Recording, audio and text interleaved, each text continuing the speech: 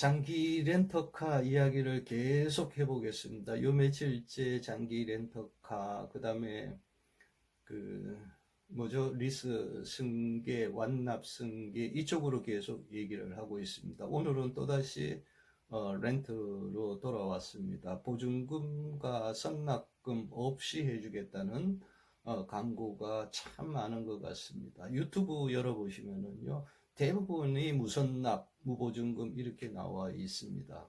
좋죠, 그죠? 재무적 관점에서는 매우 좋습니다. 왜 그러냐면은 미래의 가치를 땡겨서 쓴다는 얘기예요. 정말 재물을 빠삭하게 아시는 분들이 얘기하는 겁니다. 왜? 오늘 1,000원하고 5년 후에 1,000원은 분명히 가치가 달라져 있을 겁니다. 물가가 계속 올라가고 있거든요. 내 소득도 올라갔다고 보세요. 예를 들어서 오늘 300 받는데요. 5년 후에는 400을 받는다고 가정을 해요. 400 받을 때 1,000원 하고 300 받을 때 1,000원의 가치는 달리 느껴질 거예요. 그죠? 1,000원이랑 가치는 동일하지만은 내가 내 입장에서 소득이 달라졌을 때 느끼는 입장은 다를 거단 말이에요. 이 경제적 가치를 미리 땡겨서 쓰는 것을 알았어요. 굉장히 중요한 부분이에요. 그죠? 그런데 무선납, 무보증금이 꼭 그렇게 좋은 거냐? 그건 아닌 것 같아요. 저는 이제 2001년도부터 평생 이제 리스로 사용하다가 이제 50 넘어서 55세가 넘어가니까 이 경제 활동이 느려져요. 뭐 제 특기가 뭐냐면 전국을 빨빨거리고 돌아다니는 게 제 특기였는데 요즘은 그렇게 많이 다니지를 못해요. 그러다 보니까 유튜브에 앉아 있는 시간이 많고요. 그 다음에 교육시키는 시간이 많고요. 어디 자문하는 시간이 많고요. 그 다음에 뭐 법 개정된다, 뭐 이리저리 오라 그러면은 또 안 갈 수 없는 곳에는 또 가서 이렇게 자리 지키고 앉아 있는 경우도 많고요. 그러다 보니까 이 참 재미가 없습니다. 그래서 작년에 딱 끊고 다시 2025년도에는 다시 제가 영업 현장에 있으려고 아주 단단히 마음을 먹었습니다. 그래서 먼저 유튜브부터 이렇게 해서 홍보 중에 있습니다. 홍보 영상 맞습니다. 유튜브에서 또 자를지 모르겠습니다만 조회수가 제 거는 많지가 않아요. 거의 뭐 홍보다 보니까 그래요. 그래도 어쩔 수 없습니다. 그죠? 예. 또 쓸데없는 얘기를 많이 했고요. 그 편집이 안 돼요. 그냥 내보내겠습니다. 이해해 주시길 바라고요. 저만 해도 리스를 이용할 때는 보증금 50%를 꼬박꼬박 납부를 했습니다. 왜냐? 착가격 5천만 원이라고 가정을 하자고요. 50%를 내가 냈어요. 그럼 저는 50%에 대한 이자만 부담하면 됩니다. 2,500만 원에 대한 이자. 그 중에서도 매달 상환이 되기 때문에 25% 정도의 금리 부담만 하면 됩니다. 그러면 리스로 탑니다.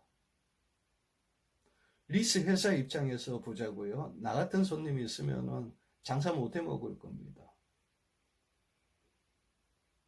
5천만 원, 그러니까 무선납 무보증인 경우 5천만 원을 빌려주는 소비자와 똑같은 차를 2,500만 빌려주는 소비자가 있어요. 누가 더 좋을까요? 일은 똑같아요. 그런데 수입은요, 75%가 날아가 버리잖아요. 25%밖에 없어요. 안전하긴 하죠. 근데 요즘 뭐 리스에서 떼먹는 사람 있습니까? 고정 이하가 1% 이하 뭐 왔다 갔다 하는데요. 안전하단 말이에요. 그럼 소득만 줄어들어요.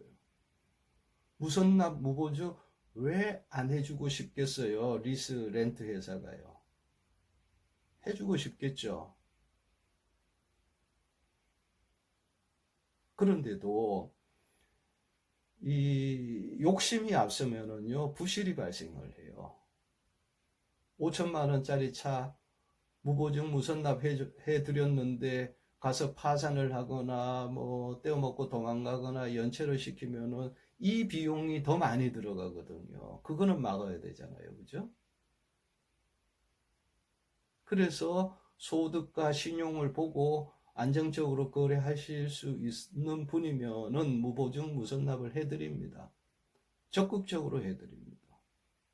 그런데 선택한 그 차와 소득과 신용이 불일치를 해요.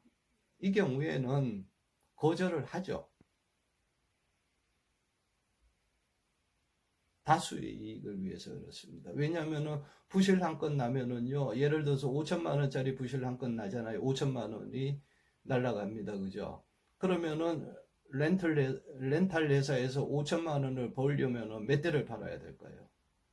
100대, 200대 임대를 해야 이익으로 남길 수 있는 금액입니다. 그러니까 당연히 거절을 해야 되겠죠? 그럼 이걸 누가 결정을 하느냐? 영업원이 결정? 절대로 안 합니다. 안 됩니다. 안 하는 게 아니에요. 그분들은 하고 싶지만은 렌탈 회사가 결정을 합니다. 그것도 요즘은 시스템에 의해서 결정을 합니다. 사람이 하다 보니까 이 자꾸 부탁이 들어와요. 그러다 보니까 들어주다 보면 부실이 나거든요. 그러니까 요즘은 웬만하면은 시스템이 합니다. 그래서 이거는 아주 중요한 거예요. 될 사람은 어디 가도 됩니다. 안 될 사람은 어디 가도 안 됩니다.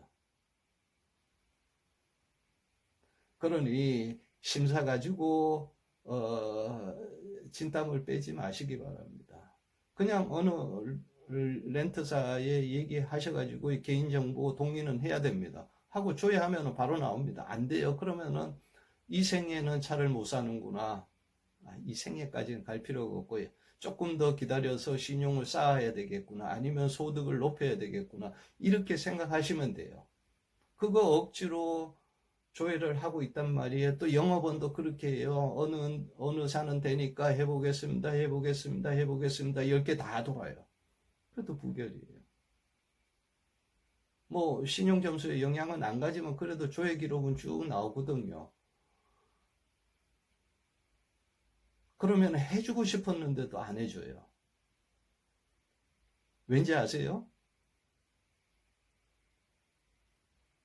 다른 데 다 안 됐는데 내가 된다고 했다가 사고라도 나면 나는 어떻게 해요? 요즘 취업도 잘 안 되는데 잘리면은 그 영업원이 먹여 살려줄 거예요. 영업원은 대부분 대리점입니다. 예. 먹여 살려줄 거예요. 절대로 안 살려줍니다. 그죠? 아는 척도 안 할 겁니다. 그럼 나는 나를 지켜야 되잖아요. 그럼 어떻게 해요? 시스템에 매달릴 수밖에 없어요. 그럼 시스템 매달리는 거는 어떻게 해요? 무차별이라는 얘기예요. 어느 조건이 달성이 되면 할 수 있다는 얘기예요. 아주 공평하죠. 그죠? 지금 시스템이 그래요. 그러니까 무선남, 무보증 뭐 얘기하시는 분은 아하, 저분이 과연 렌트를 알까? 이렇게 생각하시면 됩니다. 그 다음에 나의 행동, 소비자의 행동은 어떻게 돼요? 아하, 아실 때까지 조금 내가 기다려 드려야 되겠다. 아시는 분한테 가면 돼요.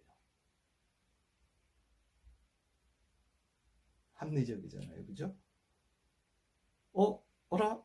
무보증 무선납 안 먹히네? 왜 그러지? 막 이제 공부를 하세요. 그죠? 그래서 렌트의 메커니즘을 알고 진정으로 소비자를 위할 줄 알 때, 아하, 그게 잘못됐구나 라고 깨우치면은 소비자가 또다시 가요. 훌륭한 영업사원이 됩니다. 누가 그렇게 키워요? 영업사원 스스로는 못 큽니다.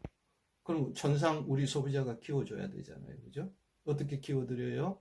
무보증 무선납은 피하고 가시면 됩니다. 공부할 시간이 필요합니다. 그렇게 베풀면 나한테 이득이 옵니다. 소비를 아주 잘 하시는 겁니다.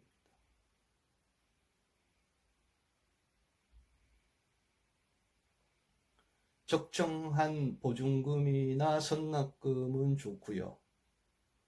보증금은 내 돈이 예치되는 형태이기 때문에 이자만큼 이득이 있고요.